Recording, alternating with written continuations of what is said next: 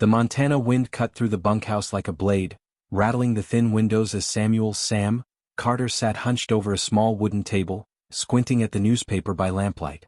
At 38, Sam had spent half his life working cattle ranches across the American West, moving from job to job like tumbleweeds across the prairie.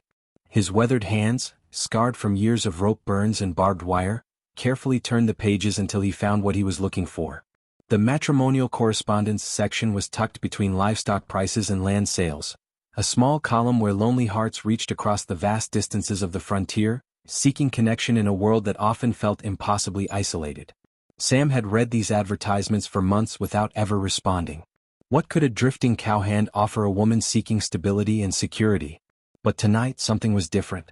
Tonight, the loneliness felt heavier than the Montana snow piling against the bunkhouse walls. His eyes stopped on one particular notice. Refined lady, 28, seeks correspondence with gentlemen of good character for companionship and possible matrimony. I am educated, capable of managing a household, and possess a gentle disposition. Physical appearance is less important than kindness of heart. Please write to Miss Catherine Morrison, General Delivery, Millfield, Kansas. There was something in the careful wording that spoke to Sam. No mention of wealth or status requirements, no demands for a photograph or proof of property ownership. Just a request for kindness of heart, something Sam hoped he still possessed despite the hardships of frontier life. The other ranch hands were playing cards in the corner, their voices a low rumble punctuated by occasional laughter. Sam had always been the quiet one, the man who kept to himself, who sent most of his wages to his widowed sister back in Ohio rather than spending them on whiskey and gambling like the others. That night, Sam sat down with a piece of paper and a stubby pencil, struggling to find words that might interest an educated woman. He wrote about the beauty of the Montana sky, the satisfaction of honest work, and his dreams of someday having a small place of his own. He didn't mention his lack of formal education or the fact that he owned little more than his horse, his saddle, and the clothes on his back. 3 weeks later, a letter arrived at the ranch, addressed in elegant handwriting to Mr. Samuel Carter. Sam's hands trembled slightly as he opened it, aware that the other hands were watching with curious grins. Dear Mr. Carter, your letter touched my heart with its sincerity and gentle spirit. You write of the Montana sky as if it were a cathedral, and I find myself longing to see such beauty through your eyes. I must confess that I am not the typical frontier bride you might expect. I walk with the aid of a cane due to a childhood illness that left my left leg weakened, and I fear many would find me unsuitable for the rigorous life of the West. But if you are willing to correspond with a woman who may not meet conventional expectations of beauty or physical capability, I would be honored to continue our acquaintance. Yours truly, Catherine Morrison. Sam read the letter 3 times, his heart pounding. The vulnerability in her words, the courage it must have taken to reveal her physical limitation to a stranger, moved him deeply. That evening he wrote back immediately. Dear Miss Morrison, your honesty honors me, and I want you to know that what you see as a limitation, I see as evidence of your strength. Any woman who has faced adversity and still possesses the courage to reach out to a stranger across the miles has a spirit that no physical challenge could diminish. I would be privileged to continue our correspondence, and I hope you will tell me more about yourself, your thoughts, your dreams, the things that bring you joy. With deepest respect, Samuel Carter. Over the following months, their letters became the highlight of Sam's existence. Catherine wrote of her love for books, her work teaching children in the local school, and her dreams of a garden where she could grow vegetables and flowers. Sam shared stories of life on the range, the changing seasons, and his growing certainty that he had found something precious in their correspondence. As winter gave way to spring, their letters grew more personal, more intimate. Catherine confessed her fears about being a burden to a husband, while Sam revealed his insecurities about his lack of formal education and modest means. Then came the letter that changed everything. Dearest Samuel, I have been offered a position teaching in a school in Oregon, and I must give my answer soon. Before I make this decision, I find myself wondering if our correspondence might lead to something more substantial. Would you consider meeting me in person? I understand if my physical limitations make me unsuitable for the life of a rancher's wife, but I had to ask. If you are willing, I could travel to Montana, or we could meet somewhere between our locations. With hope and trepidation. Catherine *. Sam stared at the letter for a long time, his heart racing. The moment of truth had arrived. In 6 months of correspondence, he had fallen in love with Catherine's mind, her spirit, her gentle humor.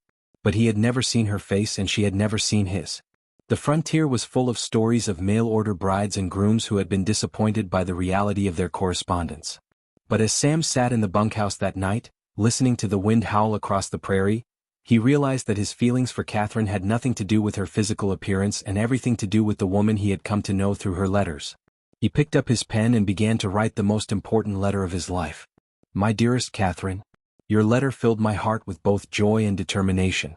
Yes, I would very much like to meet you in person.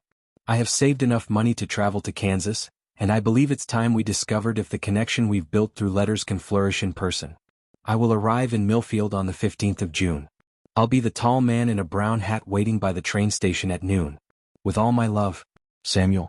Sam posted the letter with hands that shook slightly, then immediately began making preparations for the journey that would change his life. He gave notice to the ranch foreman, collected his wages, and spent his last evening in Montana staring at the vast sky that Catherine had asked him to describe so many times in his letters. The train journey to Kansas took 3 days, giving Sam plenty of time to worry about what lay ahead.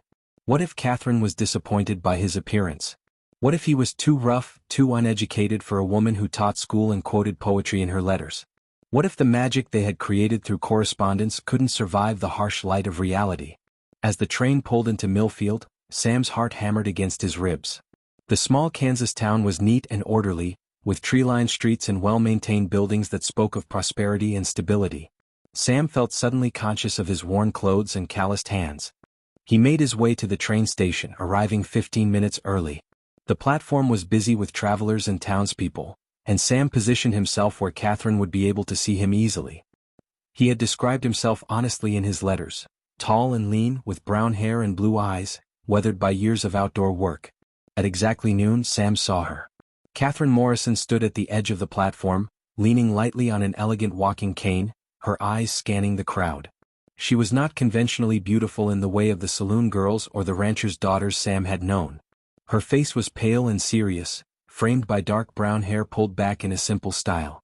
She wore a modest blue dress that had clearly been carefully mended in places, and there was something fragile about her appearance that made Sam's protective instincts surge. But it was her eyes that captured him, large, intelligent, and filled with a mixture of hope and fear that Sam recognized because he felt it himself. Their eyes met across the platform, and Sam saw Catherine's face change as she recognized him from his description. For a moment, neither moved. Then Sam walked toward her, his hat in his hands, his heart in his throat. Miss Morrison, he said softly. Mr. Carter. Her voice was exactly as he had imagined, gentle but strong, with a slight tremor that revealed her nervousness. They stood facing each other for a long moment, two people who had shared their deepest thoughts and feelings through letters but were now meeting as strangers. Sam could see Catherine studying his face, perhaps comparing the reality to whatever image she had created in her mind. You're taller than I expected, Catherine said finally, a small smile playing at the corners of her mouth. And you're more beautiful than I dared hope, Sam replied honestly. Catherine's cheeks flushed pink. Mr. Carter, I should tell you that my condition is more noticeable in person. I don't want you to feel obligated. Sam stepped closer, his voice gentle but firm. Miss Morrison, may I speak plainly? She nodded, her eyes wide. I've spent 6 months falling in love with your mind, your spirit, your kindness. I've read your letters so many times I could recite them from memory. The woman who wrote those letters, who shared her fears and dreams with a stranger, who encouraged me when I doubted myself, who made me laugh with her stories about her students, that's the woman I came to meet. Everything else is just details. Catherine's eyes filled with tears, but she was smiling. I was so afraid you would be disappointed. The only thing that could disappoint me, Sam said, offering her his arm, would be if the woman I've come to love through letters turned out to be different from the one standing before me. But I can see in your eyes that you're exactly who I thought you were. As they walked slowly from the train station toward the town's small hotel, Catherine leaning lightly on both her cane and Sam's arm, Sam felt a peace he had never known. The physical reality of Catherine, her slight limp, the way she favored her left side, the careful way she navigated uneven ground, only made him more protective, more determined to prove himself worthy of her trust. There's something I need to tell you, Catherine said as they paused in front of the hotel. The teaching position in Oregon. I haven't given them my answer yet because I was hoping. That is, I was wondering if perhaps you might consider a different kind of future? Sam finished gently. Catherine nodded, her cheeks pink again. Sam stopped walking and turned to face her fully. Catherine, I need you to know that I don't have much to offer in terms of material wealth. I'm a working man with simple dreams. But if you'll have me, I promise to spend every day of my life making sure you never regret taking a chance on a cowhand who fell in love with your letters. And I need you to know, Catherine replied, her voice steady despite the tears in her eyes, that I may not be able to do all the things a rancher's wife typically does. I may need help with some tasks, and there may be days when my leg pains me more than others. Sam reached out and gently took her free hand. Catherine, I didn't come here looking for a housekeeper or a field hand. I came looking for a partner, a companion, someone to share life's joys and sorrows with. If you're willing to take that journey with me, then we'll figure out everything else together.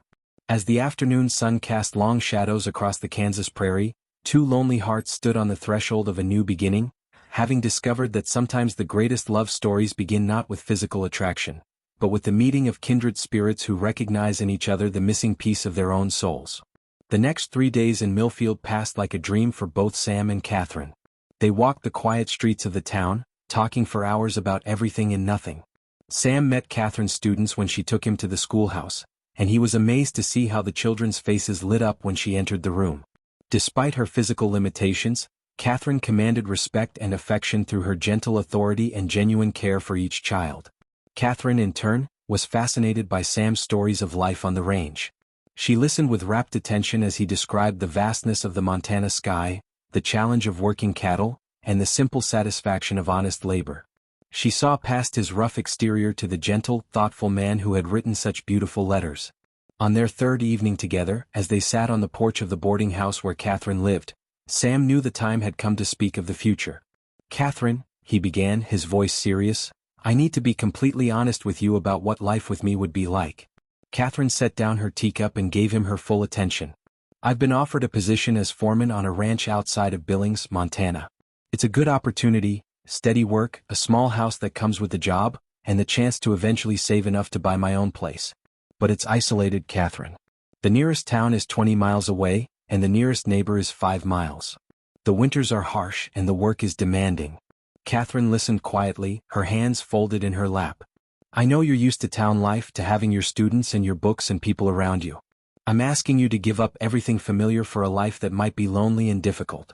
And I'm asking you to do it with a man who can't promise you luxury or ease, only his complete devotion. Catherine was quiet for a long moment, staring out at the Kansas sunset. When she finally spoke, her voice was thoughtful. Samuel, may I tell you about my childhood? Sam nodded, sensing this was important. When I was 7 years old, I contracted polio. 4 months, the doctors weren't sure if I would survive, and when I did, they told my parents I would likely never walk again. I spent 2 years learning to use my legs again, fighting every day to take just one more step. Catherine's voice grew stronger as she continued. During those years, I learned something important about myself. I learned that I'm stronger than I look, that I can endure more than people expect, and that the things that truly matter, love, companionship, purpose, have nothing to do with physical comfort or social convenience. She turned to face Sam directly. You're asking me to choose between safety and love, between the familiar and the unknown. But Samuel, I've been choosing safety my whole life and it's left me lonely. The teaching position in Oregon is just another safe choice. A respectable job in a respectable town where I can live a respectable, solitary life. Sam felt his heart racing as he listened. What you're offering me, Catherine continued, is the chance to be truly needed, truly loved, truly alive. Yes, Montana will be challenging. Yes, I'll have to learn new skills and adapt to a different way of life. But I'll be doing it with a man who sees my strength instead of my weakness, who values my mind as much as my heart. Catherine reached out and took Sam's hand. I don't need luxury, Samuel. I need purpose. I don't need ease, I need love. And I don't need safety, I need adventure. If you're willing to be patient with me as I learn to be a rancher's wife, then I'm willing to learn. Sam felt tears prick his eyes. Catherine, are you saying? I'm saying yes, Samuel Carter. Yes to Montana, yes to the ranch, yes to building a life together. Yes to everything. Sam stood up and pulled Catherine gently to her feet, mindful of her balance. Catherine Morrison, will you marry me? Yes, she whispered, and then louder, yes, with all my heart. As Sam kissed her for the first time, soft and gentle under the Kansas stars, Catherine felt a surge of joy and determination. She had spent years believing that her physical limitations made her unsuitable for adventure, for passion, for the kind of love that changes everything. But standing in Sam's arms, feeling his strength and gentleness, she realized that she had been wrong. Love wasn't about physical perfection or conventional expectations. Love was about two people choosing to face life's challenges together, supporting each other's strengths and accepting each other's vulnerabilities. The next morning, Catherine sent a telegram to Oregon, politely declining the teaching position. Then she and Sam began planning their wedding and their journey to Montana. As they made their preparations, Catherine felt a mixture of excitement and nervousness. She was about to leave everything familiar for a life she could barely imagine. But every time doubt crept in, she remembered Sam's words from his letters. Asterisk, the most beautiful things in life are often found in the most unexpected places. Asterisk. She was about to discover just how true those words were. The wedding took place 1 week later in Millfield's small church, with Catherine's few close friends and Sam's traveling companions as witnesses. Catherine wore a simple white dress that she had sewn herself, and Sam had managed to find a proper suit in the town's general store. As they exchanged vows, promising to love and support each other through whatever challenges lay ahead, both felt the profound rightness of their decision. The journey to Montana took 5 days by train and wagon, and Catherine got her first real taste of what her new life would be like. The vastness of the landscape was both breathtaking and intimidating. Mile after mile of open prairie stretched to the horizon, broken only by distant mountains and the occasional homestead. Sam watched Catherine carefully during the journey, looking for signs of regret or fear. Instead he saw wonder. Catherine pressed her face to the train window, marveling at the endless sky, the herds of cattle, the small towns that appeared and disappeared like mirages. "It's so big," she whispered as they crossed into Montana. "I never imagined anything could be so big." "Does it frighten you?" Sam asked. Catherine considered the question seriously. "A little," she admitted. "But it's also magnificent. I feel like I could breathe for the first time in years." The Rockingham Ranch was everything Sam had described and more. The main house was modest but well-built, with a wide porch and windows that faced the mountains. The ranch owner, Marcus Webb, was a gruff but fair man who had been impressed by Sam's references and experience. "So this is the Mrs., Webb said, tipping his hat to Catherine. "Welcome to Montana, ma'am. I hope you'll be happy here." Catherine smiled, leaning lightly on her cane. "Thank you, Mr. Webb. I'm looking forward to learning about ranch life." Webb's eyebrows rose slightly at her direct manner, but Sam could see approval in the older man's eyes. Frontier life had no patience for helpless women, and Catherine's straightforward approach clearly impressed him. The foreman's house was small but comfortable, with 2 rooms, a stone fireplace, and a kitchen that Catherine immediately began planning to improve. As Sam carried their few belongings inside, Catherine stood in the doorway, looking out at the vast expanse of land that was now her home. "No regrets?" Sam asked, coming up behind her. Catherine leaned back against his chest, feeling his arms circle her waist. "None," she said firmly. "This feels like home already." The first months were challenging but rewarding. Catherine threw herself into learning the skills she would need as a ranch wife. She learned to cook on a wood stove, to preserve food for the winter, to tend a vegetable garden despite the short growing season. Her teaching experience proved invaluable when it came to organizing the household and managing supplies. More importantly, she learned to navigate ranch life with her physical limitations. She couldn't ride horses or help with the heavy labor, but she found other ways to contribute. She took over the ranch's bookkeeping, organized the supply orders, and even began teaching reading and arithmetic to some of the ranch hands who had never learned. Sam, meanwhile, proved himself to be an exceptional foreman. His years of experience and his natural leadership abilities earned him the respect of the other workers. But it was his devotion to Catherine that truly impressed everyone who knew them. He never treated her as fragile or helpless, but he was always aware of her needs. He built ramps to make it easier for her to navigate steps, arranged their home so everything was within easy reach, and never made her feel like a burden. One evening in late autumn, as they sat by their fireplace watching the first snow of the season fall outside their windows, Catherine reflected on how much her life had changed.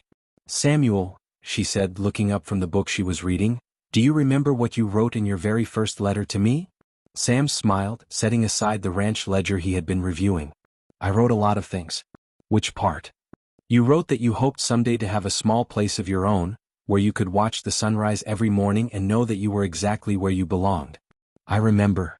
Catherine closed her book and moved closer to him on the small sofa. "I used to think that belonging was about finding a place where you fit in, where people accepted you despite your limitations. But I was wrong."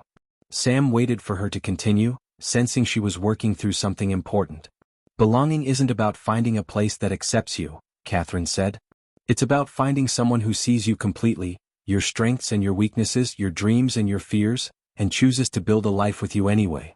Sam reached out and took her hand, marveling as he always did at how perfectly it fit in his. When I got off that train in Millfield, Catherine continued, I was terrified that you would see my cane, my limp, my limitations, and realize you had made a mistake. But instead, you looked at me and said I was more beautiful than you had dared hope. Because you were, Sam said simply. Because you are. Catherine smiled, tears glistening in her eyes. And when I saw you, this strong, gentle man who had written such beautiful letters, I realized that I hadn't been looking for someone to accept my limitations. I had been looking for someone who would help me transcend them.